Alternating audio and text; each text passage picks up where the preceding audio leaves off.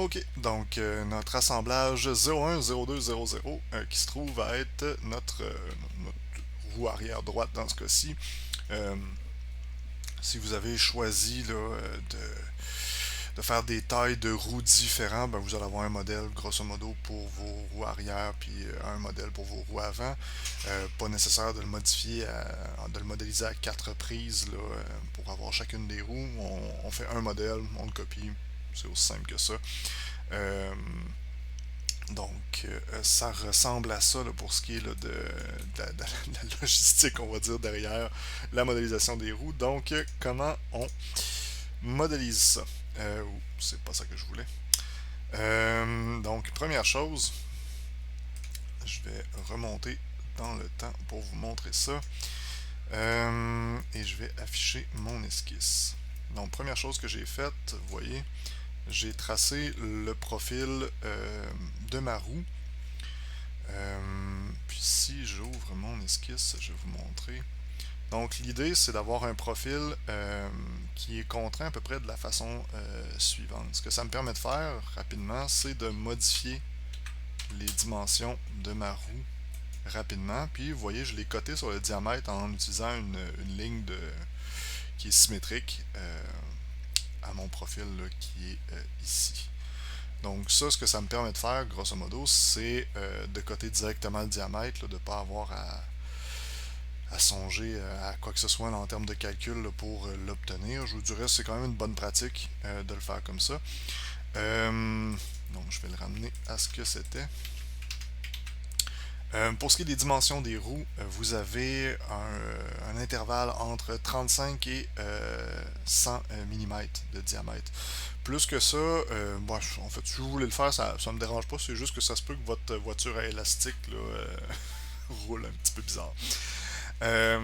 Donc, ça va ressembler à ça pour ce qui est de l'esquisse.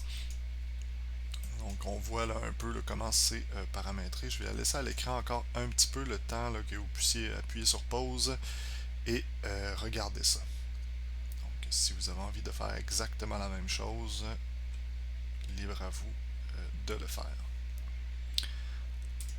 Ensuite de ça, la révolution. Donc, c'est pas très compliqué. On a fait une révolution du profil qu'on vient de tracer. Ensuite, je suis venu placer des congés là, sur tout ce qui était là, les angles vifs. Je vous dirais à ce stade-ci, c'est un choix qui est essentiellement esthétique dans ce cas-ci. Ensuite de ça, je suis venu me tracer un plan comme ça. Et j'ai fait une nouvelle esquisse qui correspond à ceci. Je vais aller la modifier. Et il semblerait que dans le processus, elle se soit décontrainte. Bon, on va cacher notre plan et notre corps. Donc, vous voyez, mon esquisse est bleue, ça veut dire qu'elle s'est décontrainte. Puis en la déplaçant, je suis en mesure de déterminer que mon point ici n'était pas contraint sur ma ligne. Fait que j'ai peut-être supprimé quelque chose par accident. Je vais aller le remettre en place tout de suite. Donc, contrainte de coïncidence sur un point, ce point-là. Et hop, ça redevient là, entièrement noir pour ce que j'ai tracé. Ce que j'ai projeté là sera jamais noir finalement, mais on peut pas plus le déplacer. Quand on clique dessus, on voit la petite fonction de projection qui apparaît. Donc ça, c'est une bonne chose. Une esquisse qui est entièrement contrainte va être stable. À titre de rappel, si vous laissez du bleu dans vos esquisses, vous courez un petit peu après le trouble. Donc, essayez de contraindre vos esquisses en fonction là, de ce que vous cherchez à obtenir, puis essayez de chercher des rapports de dépendance. Comme vous voyez dans ce cas-ci, moi je veux qu'il y ait toujours une distance entre mon trou ici et le bord qui est là de 1 mm. Et autour du moyeu de notre roue, je veux que ce soit 2 mm. Fait que la distance entre les deux n'est pas définie. Pourquoi? Parce que si je modifie le diamètre de ma roue, ça va suivre en conséquence, ça va allonger. Donc, c'est un exemple assez simple. D'ailleurs, si vous avez envie de faire des formes qui sont plus complexes là, que ce que j'ai fait là, pour les jantes, je vous invite à le faire. Perdez pas de vue par contre que Il nous reste là plus beaucoup de temps à ce stade-ci pour ceux qui suivent la formation là, dans l'hiver 2025. Donc il nous reste pas beaucoup de temps à ce stade-ci. Pour ceux qui nous écoutent dans le futur ou qui ne participent pas directement à la formation, ben, prenez tout le temps que vous voulez.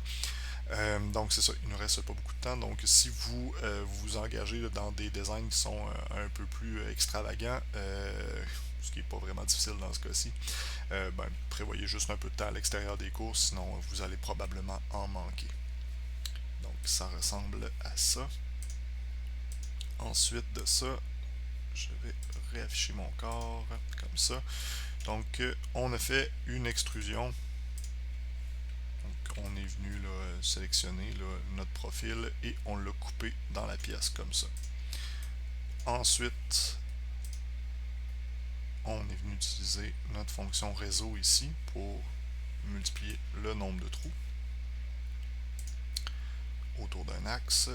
Ensuite de ça, ici, si je vais sur modifier la fonction, vous voyez, je suis venu faire des petits chanfreins de 0.25 sur le trou là, dans lequel on va insérer l'arbre qui va servir là, grosso modo d'axe de rotation là, à nos roues. Donc j'ai mis un petit chanfrein là juste pour que ce soit plus facile d'insérer les tiges d'acier inoxydable qu'on va venir mettre là, ici. Ensuite de ça, je suis allé un petit peu trop vite.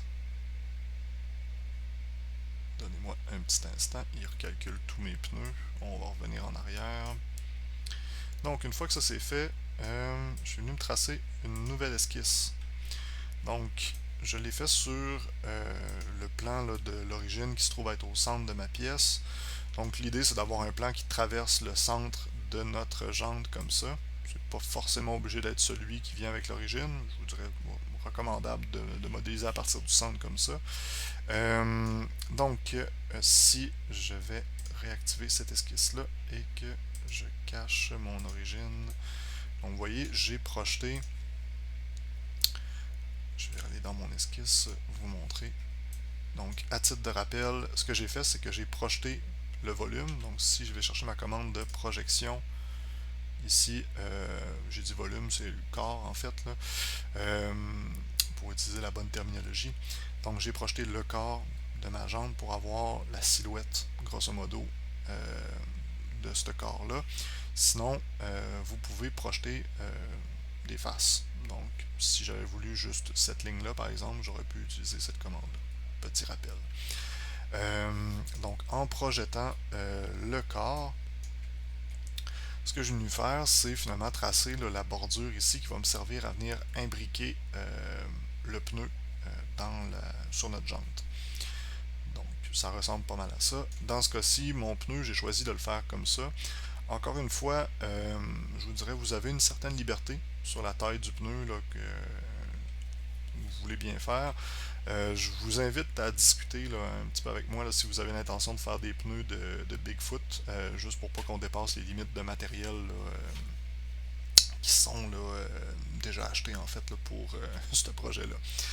Donc, je dirais dans cette taille-là à peu près, ou un petit peu plus gros, c'est pas la fin du monde. Si vous quintuplez les dimensions de ça ici, venez en discuter là, avec un membre du personnel du lab là, avant, là, juste pour être sûr qu'on ait assez de matériel là, pour faire tous les pneus de toutes les voitures élastiques cette session-ci.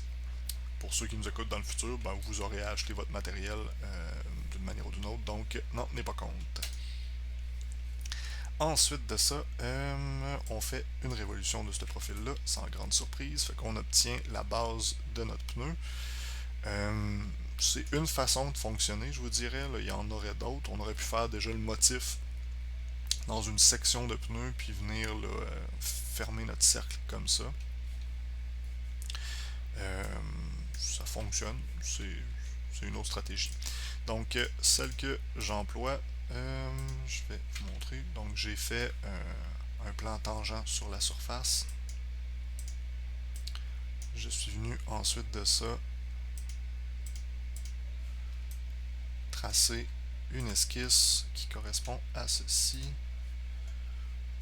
Donc, j'ai j'ai défini finalement un V. Je vais cacher mon plan.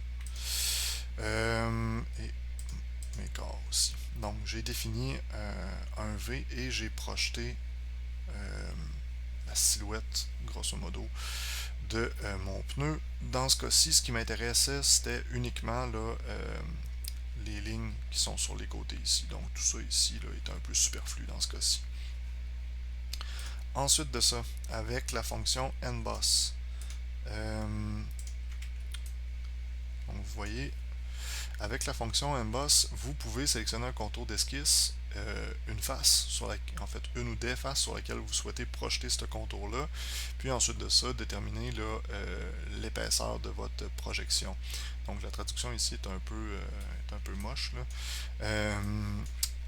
Puis ici, vous pouvez choisir si c'est en relief ou en creux. Donc, je vous laisse choisir. Si vous utilisez la fonction creux, assurez-vous de ne pas creuser au point où est-ce qu'on verrait la jante en dessous, par exemple.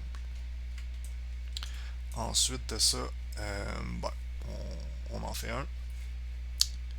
Je vais faire réapparaître mon pneu. Donc, on en fait un et on le multiplie par le nombre de fois qu'on souhaite. Donc ça va vous donner quelque chose comme ça. Juste pour vous donner un ordre de grandeur, si vous faites exactement la même chose que moi, vous voyez, j'en ai 60 actuellement. Donc, pour un pneu qui mesurerait, qui serait dans ces dimensions-là, on parle à peu près 60 unités. Donc, vous avez un ordre de grandeur là, pour modéliser votre pneu. Et une fois que tout ça est fait, vous remarquerez que j'ai deux corps. On ne fonctionnera pas comme ça dans ce cas-ci. Cette section-là, on l'a modélisée grosso modo en top-down, donc on est parti de l'ensemble, puis ensuite de ça, on l'a distribué. En fait, on va le distribuer dans ce cas-ci en pièces. Donc, vous voyez ici, j'ai transformé un corps en composant. Pour faire ça, si je reviens en arrière, si je vais sur mes corps, à titre de rappel, vous pouvez les sélectionner dans leur entièreté et cliquer droit dessus. Et sélectionner, cliquer, créer des composants à partir de corps. Donc, si vous cliquez là-dessus, vous allez être en mesure là, de les distribuer en composants. Et je les ai renommés là, conformément là, à notre système, là, puis à la liste que je vous ai fournie. Et finalement, j'ai utilisé un truc qui s'appelle Rigid Group. Donc, quand on a des pièces qui sont groupées ensemble, dans leur position là, actuelle, je vous suggère fortement d'utiliser cette fonction-là ici qui permet de verrouiller des composants ensemble. Donc, ils vont être entièrement solidaires à partir du moment où est-ce que vous avez utilisé cette fonction-là. Donc, vous voyez, vous sélectionnez les composants.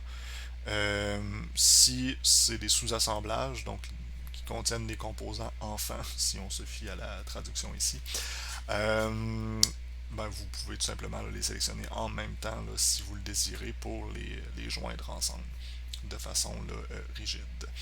Donc ils vont être entièrement solidaires, ils ne bougeront plus. Ce qui veut dire que quand on va faire tourner en animation par exemple là, nos roues, les jantes ne tourneront pas à l'intérieur des pneus par exemple. Donc c'est à ça que ça sert. Donc ça ressemble pas mal à ça pour les pneus. Donc vous avez deux modèles de pneus si vous choisissez de faire des roues différentes. Si vous optez pour la même dimension de roue pour l'entièreté de votre voiture à élastique, une seule fois.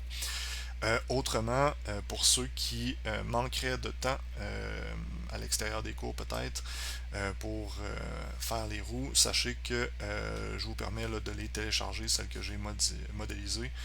Ça vous permettra là, d'avancer peut-être plus rapidement sur la portion châssis de la voiture à élastique. Donc ça ressemble pas mal à ça. On se retrouve dans la prochaine vidéo.